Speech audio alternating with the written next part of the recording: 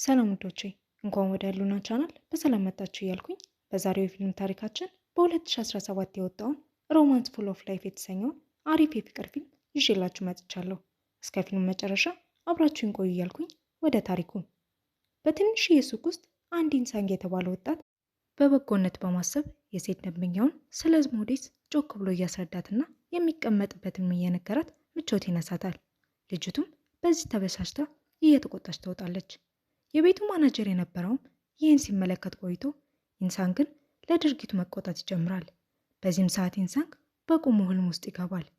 እናም አለቃውን በቡጢ ቢለው ምን ሊፈጠር እንደሚችል ያስባል። ነገር ግን ከህልሙ ሲወጣ ማናጀሩ አሁንም አንገቱን አጥብቆ እንደያዘው ያሳየናል። ኢንሳንግም ንዴቱን ለማብረድ ሁሌ ከሚቀመጥበት የህፃናት መቀመጫ ሆኖ እድሉን ያማርራል። እዛው ላይም ሆኖ የፖሊስ ፈተና ውጤቱ ይለቀቅና ያየዋል። ቢሆንም ግን እድል ከሱ ጋር ስላልነበረች ፈተናውን በመውደቁ ይበልጥ ይናደዳል። ማታ ላይም ጓደኛው ጂሶ ወደ ኢንሳንግ ቤት ይመጣል። ጓደኛውም ኢንሳንግ አንሶን ሲመለከት እሱም ፈተናው እንደወደቀና ብዙ እንዳያዝን ያነግረዋል። ኢንሳንግም ያዘነው በፈተናው ብቻ ሳይሆን ፍቅረኛው ከሆነችው ሶራ ጋር ስለተለያዩም እንደሆነ ይነግረዋል። በዚህም አልበቃ ያለው የኢንሳንግ እድል በቀጣዩ ቀን ወደ ቤቱ ሲመለስ እቃው ወጥቶ ይጠብቀዋል። ይህም የሁለት ወር ኪራይ ስላልከፈለ እንደሆነ ያውቃል። እያዘነም መሄጃ ስለሌለው ወደሚሰራበት ሱቅ ለማደር ይወስናል። በቀጣዩ ቀንም ሲነጋ አለቃው እየጮኸ ከእንቅልፍ ይቀሰቅሰዋል። አለቃውም ጆሮውን ይዞ የእሱ ነገር እንደበቃው ነግሮት ከስራው ያባርረዋል። ምሳ ሰዓት ላይ ለጓደኛው ስለተፈጠረው ነገር እያወራው በስልኩ ስራ መፈለጉን ይቀጥላል። እንደ እድልም ሆኖ ጥሩ የሚከፍል ስራን ያገኛል።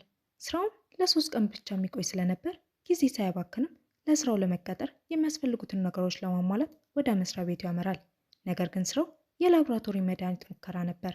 ሳንጊንም እንደ ሌሎች የሚያስፈልጉትን ምርመራ ካካሄደ በኋላ ለ3 ቀናት የተሰጠውን የሙከራ መድኃኒት እየወሰደ እዛው ሆስፒታል ውስጥ ይቆያል። ሲጨርስም ገንዘቡን ይቀበልና ይሄዳል።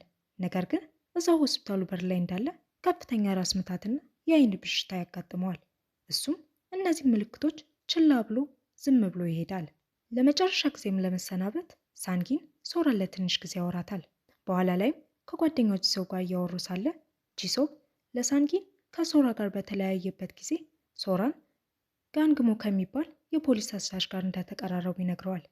ማታ ላይም በተሰጠው ገንዘብ የቤት ኪራዩን ከፍሎ ወደ ቤቱ ይመለሳል። ቤቱ ከገባ በኋላ ጎረቤቱ ከሆነችው የድሮ ፍቅረኛው ሶራን ለማየት ቤቷ ይሄዳል። እሷም ድጋሚ እንዳይመጣ ነግረው በሩን ትዘጋበታለች። ሳንጊንም ማታ ላይ ከከፍተኛ ሙቀት ከእንቅልፉ ይነሳል። በዛ ሙቀትም ብርድ ስላለው ልብስ ይደራርባል። በቀጣዩ ቀንም ፋርማሲ ሄዶ የሙቀት መድኃኒት ይገዛል። ወደ ቤቱ መመለስ ላይም እንዳለ የአይን ብዥታው ተመልሶ ይመጣበታል። በዚህ እየተወዛገበ በነበረበት ወቅት ላይም መኪና ሊገጨው ይላል።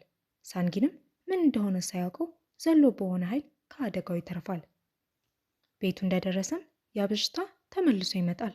ነገር ግን መነጽሩን ሲያወልቀው ከምን ጊዜውም በተሻለ ጥርት አድርጎ ማየት ቻለ። በዚህም ምክንያት ግራ የተጋባው ሳንጊን ወደ ሆስፒታል ለምርመራ ይሄዳል። ዶክተሩም ምንም ችግር እንደሌለበትና ከፍተኛ ምልክት ወይም ችግር ካላጋጠመው ተመልሶ እንዳይመጣ ይነግረዋል። ቆይቶም ጂሶብ እና ሳንጊን ፑል ቤት ይሄዳሉ። ብዙም ፑል የማይችለው ሳንጊን እንዴት እንደሆነ ሳያውቀው ሁሉም በልጦ ራሱን ያገኘዋል። ጓደኞቹም በችሎታው ተደመሙ። በቀጣዩ ቀን ሶራ ከቤቷ ስትወጣ በሯ ላይ ምግብ ታገኛለች። እሷም ሳንጊን ያስቀመጠላት መስሏት ስለተቸኮለች ለጽዳት ሰራተኛው ሰጥቷት እየተጣደፈች ትሄዳለች። እየሮጠች ሳለም ከፖሊስ አዛዡ ጋንግሞ ጋር ትጋጫለች። ጋንግሞም ከቸኮለች ሊሸኛት እንደሚችል ነግሯት በሞተር ሳይክሉ ያሳፍራታል። በአጋጣሚ ሳንጊን አብሮ ሲሄዱ ያያቸዋል። በዚህም ተበሳጭቶ እየሮጠ ይከተላቸዋል። አሁንም በሆነ ምክንያት ሳንጊን ፍጥነቱ ከልክ በላይ ይሆናል። በዚህም በሞተሩ ላይ ይደርስበታል። እናም እየጮኸ ከሱ ጋር ምን እንደምትሰራ ይጠይቃታል። እያወራትም ሳያስበው ከብረት ዕቃ ጋር ይጋጫል። ይህንንም የተመለከተችው ሶራ እየሮጠች ወደሱ ትሄዳለች። ሳንጊንም ሶራን እየተቆጣ አብሮ በነበሩበት ወቅት ስትማግጥ እንደነበር ይጠይቃታል። ሶራን በንግግሩ ተበሳጭታ በጥፊ ትመታዋለች። በኋላ ላይ ሳንጊን ድሮ ወደሚሰራበት ሱቅ በመሄድ የቀረውን ክፍያ እንዲሰጠው አለቃውን ይጠይቀዋል።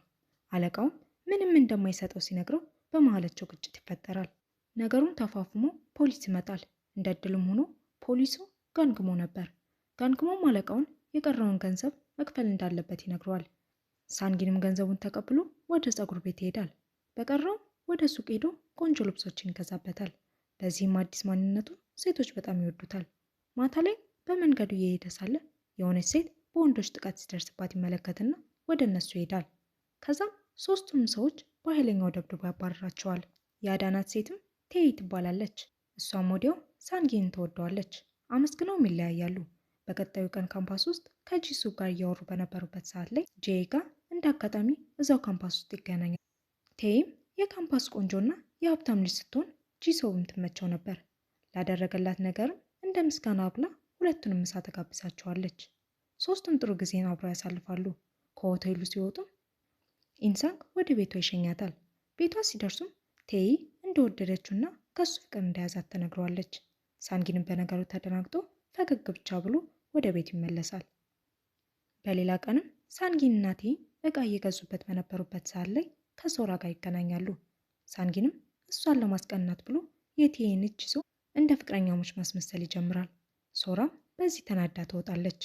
ሶራ ከሳንጊን ጋር የተለያየችበት ጠልታው ሳይሆን የትምህርት ቤት ወጪ ለመሸፈን ብዙ ስራ ስለምትሰራ እና በዚህም ውጤቷ እየቀነሰ በመምጣቱ ከእሱ ጋር ጊዜ ለማሳለፍ የማይመች ሰዓት በመሆኑ እንደተለየችው የሶራን ሀሳብ ያሳየናል። ሶራም ቤቷ ስትመለስ ጋንግሞ በሯ ጋር ምግብ ሲያስቀምጥላት ያሳየናል። ሶራም የዛኔ ምግቡን እስከ ዛሬ ሳንጊን ሳይሆን ጋንግሞ እንዳስቀመጠላት ትረዳለች። ጋንግሞም ከድሮ ጀምሮ እንደሚወዳት እናም ምንም እንኳ ቢወዳትም በወቅቱ ሳንጊን ጋር ስለነበረች ያላቸውን ነገር በማክበር ዝም ብሎ እንዳሳለፈ ያሳየናል። በሌላ በኩል ሳንጊን እናቱ ትደውልለትና አባቱ እንደታመመና ገንዘብ እንደሚያስፈልጋቸው ትነግረዋለች። ይህም ሳንጊንን ካለበት ችግር ጋር ይደራረብበታል። በቀጣዩ ቀንም ኢንሳንጊን ከእጅ ሰው ጋር ሆኖ ስላለበት የአባቱ ችግር እያብሰለሰለ ሳለ በማስታወቂያ የፈተና ውድድር እንዳለና ለአሸናፊውም ጥሩ ገንዘብ እንደሚያገኝ ይነገራል። ይህንንም ያየው ሳንጊን ከዚህ በፊት ባደረገው የሕክምና ምክንያት ብዙ ችሎታዎችን ስላገኘ ይህን ፈተናም እንደሚያልፍ እርግጠኛ በመሆን ለመወዳደር ይወስናል። በነጋታውም ወደ ፈተናው ቦታ በመሄድ ፈተናውን ይወስዳል። ለኢንሳንግም ያ ፈተና በጣም ቀላል ነበር። በስተመጨረሻ ከሁሉም በልጦ የአንደኝነትን ደረጃ በማግኘት የገንዘብ ሽልማቱን ይወስዳል። በቀጣዩ ቀንም ያሸነፈውን ገንዘብ ይዞ ወደ ቤተሰቡ ቤት በማምራት ካገኘው የተወሰነውን ለቤተሰቡ ይሰጣቸዋል። እናቱም ሶራን ለምን አብረው እንዳልመጣች ትጠይቀዋለች። ሳንጊንም እንደተለያዩ ሳይነግራት ሌላ ምክንያት ሰጧት ያልፋል። እዛም ለትንሽ ቀናት ከቆየ በኋላ ወደ ሀገሩ ይመለሳል። ቤቱ ሲደርስም ከሶራ ክፍል የስቅታና የቅዠት ድምፅ በመስማት ወደ እሷ ክፍል እየሮጠ ይሄዳል። ሶራን በክፍሏ ውስጥ ራሷን ስታ ያገኛታል። ሳንጊንም በፍጥነት ወደ ሆስፒታል ይዟት ይሄዳል። ሶራም ሆስፒታሉ ተኝታ ሳለ ሳንጊን ከስራዋ እንዳትባረር ብሎ ወደ መስሪያ ቤቷ ሄዶ ስራዋን ይሸፍንላታል። ከእንቅልፏ ስትነቃም ሶራ እየሮጠች ወደ ስራዋ ትሄዳለች። እዛም አለቃዋ ስራዋ እንደተሸፈነላት ይነግራታል። ወደ ቤታቸው እየተመለሱ ሳለም ሶራ ሳንጊንን ከልቧ አመስግነው እራት ለመጋበዝ ቃል ትገባለታለች። ሰፈራቸው እንደደረሱ የሁለቱ ጓደኞች እየጠበቋቸው ይገናኛሉ። ቴይም የሳንጊንን እጅ ይዛ ስትሄድ ጋንግሞም ከሶራ ጋር ይሄዳሉ። በዚህ ምክንያት እራት ሳትጋብዘው ይለያያሉ። ሳንጊንም ከቴይ ጋር አብረው ስለሆኑ እሷም የራሷን ኑሮ ለመምራት ጋንግሞን የፍቅር ጓደኛዋ ለመመስረት ይስማማሉ። በዚህ በኩል ደግሞ ሳንጊን ከቴይ ጋር ቢሆንም ልቡ ከሶራ ጋር ነበር። በዚህም ቴይ ትንሽ ትከፋለች። ጊዜያትም እንደ ቀልድ አለፉ። የሆነ ቀን ሳንጊን ሶራ ትዝ ትለውና ሁሌ አብረው የሚሆኑበት ፓርክ ለመሄድ ያስባል።